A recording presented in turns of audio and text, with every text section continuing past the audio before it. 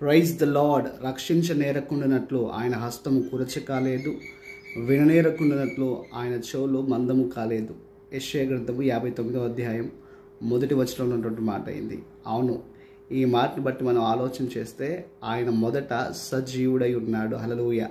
ఆయన అనగా మనం సేవిస్తున్న ప్రభువును రక్షకుడైన యేసుక్రీస్తు ప్రభుల వారు సజీవుడైనటువంటి దేవుడు. ఆయన నిన్న నేడు నిరంతరం ఏకరీతిగా ఉన్నాడు. కాబట్టి నాటికి నేటికి ఆయనలో ఎలాంటి మార్పు లేదు.